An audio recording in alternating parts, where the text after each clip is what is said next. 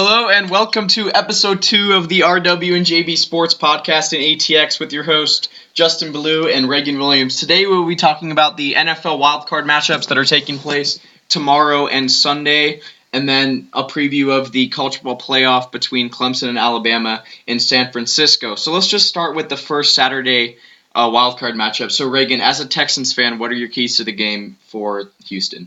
Well, for the Texans, I feel like the running game is going to have to start getting its groove back. They had a really good first half of the season with their run game, but at the second half they started to decline a little. So they're going to have to get their first half running game back in this wild card game to make a difference. I think just as an NFL fan in general, the Texans are going to have to pressure Andrew Luck. They're going to have to get him out of the pocket because the Colts offensive line has been one of the best in the league, if not the best all season. With Quentin Nelson, his addition in the draft, they've just been unstoppable. They haven't allowed many QB sacks or QB hits really in general at all throughout the year. But the Texans have a good defensive line with Watt, Clowney, and Merciless, so they're going to have to generate some pressure on him, maybe get him out of the pocket, make him scramble a little bit for them on defense. And then on offense, I think their run game needs to get going, and they also need to protect Deshaun Watson like they haven't done all year, because Darius Leonard's pretty good for the Colts. He can get a lot of sacks. The O-line is getting the most sacks. What are you most excited for in this game? I'm going to be excited for the coverage on T.Y. T.Y.'s been unstoppable in NRG Stadium.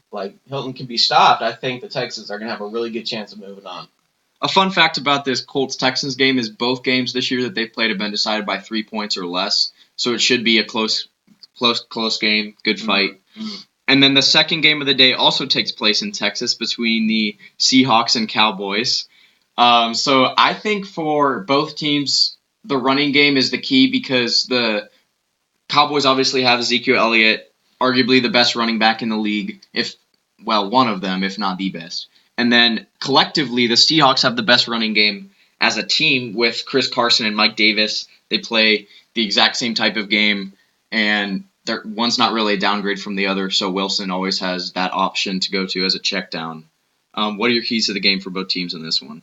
For the Seahawks, I think it's going to be stopping the run game from the Cowboys. I think Ezekiel Elliott's going to really try his best to get this team its first playoff win in 20 years, but the Seahawks are going to really try and make that impossible with the stopping the run game.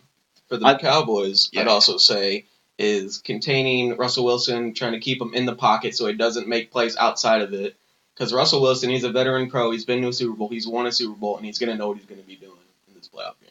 Yeah, it'll be interesting to see Wilson versus Prescott because they both play similar types of games. They both like to run around a lot. So from that aspect, that should be interesting. I think for the Cowboys, they have to get Amari Cooper going because he's really their only superstar at wide receiver. I mean, Cole Beasley's a good option, but he's not as good as Cooper is. So they're going to have to throw to him a lot. They're going to have to get him, over 100 yards and a couple touchdowns for them to have a chance. And then hopefully Zeke can get in there for a couple times for Dallas. And then I think for Seattle on offense, they're going to have to give it to Lockett because he's been their star all year. He's a really good receiver.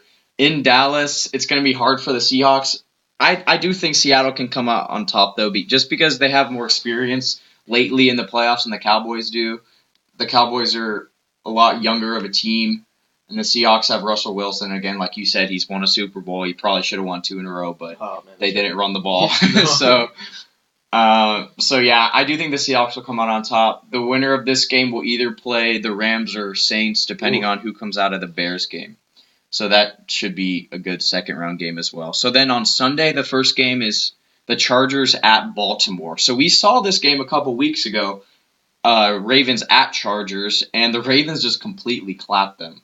On all sides of the ball, it was just a beatdown of LA like we haven't seen all year. The Chargers have been really good, quietly a good team. They don't have a lot of fans because I feel like everyone in LA roots for the Rams. Yeah. And since they have so many teams in all sports, they kind of overlook the poor Chargers. But I don't know. The Chargers are a good team. The Ravens have come alive with Lamar Jackson at the helm. So I don't know. This is the game I'm probably most looking forward to. What are your keys for the game for both teams? For the Chargers, I think it's going to be Phillip Rivers and his leadership ability. He's been a QB for this team as long as I can remember. Yeah. He doesn't have a ring. He's really gonna be committed to getting his first ring this year. And I think Melvin Gordon, he's gonna be back. He's gonna be helping the run game. I'm also gonna be looking forward to Antonio Gates. He was your target. He came back, and he's also going to be looking for another ring. Yeah, for sure. I do think it's probably Rivers' last shot at a ring. He's probably going to retire pretty soon. He hasn't been in the playoffs a lot, surprisingly, but the Chargers have always been a pretty good team. Mm-hmm. But Rivers needs to get it done this year because it's probably one of his last in this position. They almost won the division. They just lost a tiebreaker, so they could have been the 1 seed, but unfortunately get stuck with a 5 seed. And the Ravens are probably – them and the Bears are probably the 2 hottest teams in the league right now. Just collectively, the Ravens beat the Browns in a well-fought game. Almost lost the division to the Steelers, but they kind of came out of nowhere and won that division. So this will be a really good game. The Ravens, really good run attack. They have a really good run game. Not so much Alex Collins, but more just Lamar Jackson with their run-pass options. It's just so good. But if the Chargers can, get pressure on Lamar Jackson with Joey Bosa, make him throw the ball, he's not as good throwing. When I was watching the Browns game versus the Ravens, whenever we made him throw the ball, he wasn't as good. He's not as effective. He only had four passing touchdowns this whole month. So, wow. Yeah. So he can't really throw as well as he can run. That's for sure. The Chargers going to have a lot of QB spy going into this game. Yeah, spy one of their linebackers. That's usually. Yeah. The Ravens play like a college offense, so I feel like usually in college what the defenses will do is just have a spy. Like when a team plays Oklahoma, usually they'll spy on Murray. Mm-hmm. So I feel like the Chargers will have to do that against the Ravens, which I think they will. The Chargers defense is really good. Yeah. With Derwin James and Bosa, and they've got weapons all over the place. There's not really a hole in their defense at all. So I think they need to spy one of their linebackers against Lamar Jackson for sure. And then the Ravens still have the best defense in the league, basically in every category, for sure in the AFC. Them and the Bears have the 2 best defenses, but the Ravens are really good on defense. That is a hard team. That is a hard team to pass the ball down the field on, but Rivers is going to have to. He can throw to Mike Williams, Keenan Allen. They're all still healthy, and they're all still playing well. So for the Chargers, they're just going to have to do that. And then the finale wild card game is between the Eagles and Bears. Ooh. So the Eagles kind of came out of nowhere, another team who did. Weren't even really in the playoff picture until Week 16, and then won a game that they had to win against the Texans, and then won the Redskins game too. And then they relied on a Bears victory over the Vikings last week. So they were friends for last week. The Eagles said thank you, but now they're enemies again as they play each other. Yeah. So in Chicago, Soldier Field's a hard place to play, but the Eagles are used to the cold weather up in Pennsylvania, so the weather won't really be a factor. I think Nick Foles has to continue to have his playoff success. Obviously, last year, the dark horse kind of came out of nowhere and won the Super Bowl, beating Tom Brady in the Super Bowl. That was pretty awesome. Claiming their first ring in a while, so that was nice to see. The Bears are a good team. Also have one of the best defenses with the Ravens. Mitchell Trubisky's, I feel like he's an underrated quarterback. Yeah. He really is. He's pretty good. I will say, Mitchell Trubisky, he's going to be inexperienced. This is his first playoff game, and he's going to probably have jitters. Nick Foles, he's been here. He won a Super Bowl last year. I think he's going to continue that. I really think the Eagles could make it back-to-back. You think so? You think that they could win 3 road games? Yeah. Nick Foles. So if the Eagles win against the Bears, it even gets harder because they'll have to go to New Orleans next week. So I don't feel like they're going to pass the second round. But I think that they can make some noise in the first round. I don't know. Chicago's pretty good. They are my pick for the Super Bowl. Really? In the NFC. Yes. I can see that. I really think so. I think it's going to be Bears, Chiefs, Bears, Patriots, or really Bears, Ravens. I don't know. The Ravens could make it. But I don't know. The Bears are a really good team.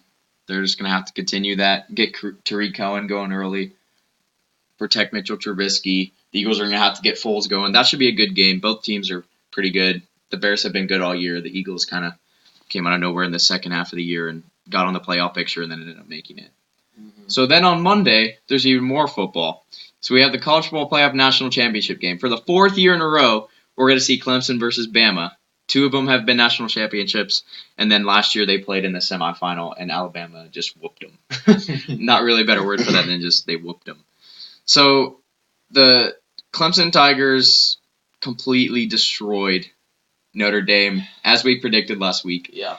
Notre Dame's not experienced enough to be in the playoff. Many experts. Conference. Yeah, they're not even in a conference, so they don't play the good teams that many other teams do. And then Bama won by more than the score indicated. I feel like Oklahoma didn't really seem like they had a chance the whole game. Yeah.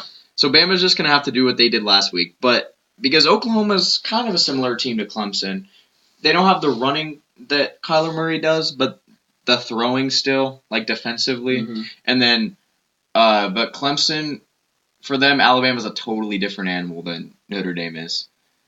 So I feel like they can't take it for granted, like that win. They need to keep their foot on the pedal. Yeah. I mean, being a Texas fan, I'm glad Alabama won, but I'm rooting for Clemson.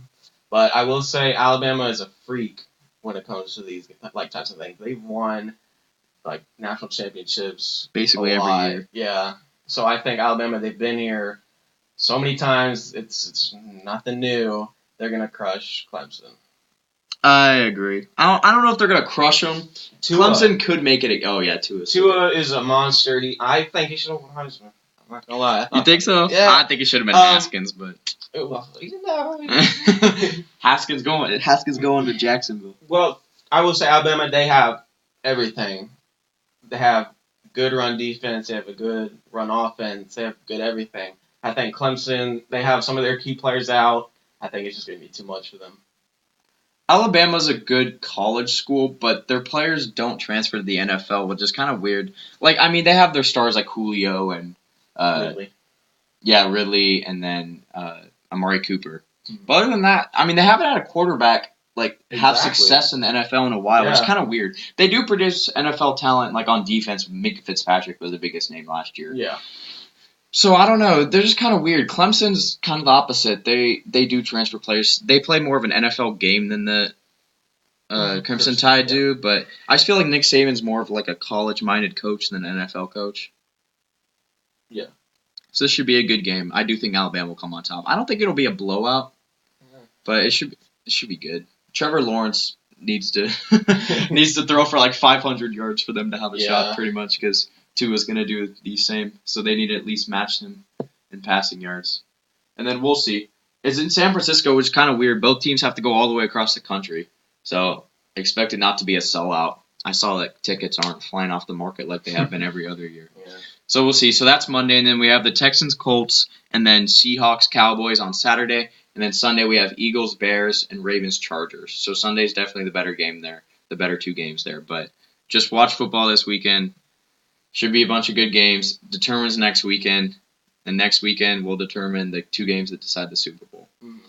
So it should be an action-packed weekend. A lot of football, a lot of news coming out. Draft coming up soon. Just a lot of football happening. So thank you for listening to the RW and JB Sports Podcast and ATX. We'll see y'all next time.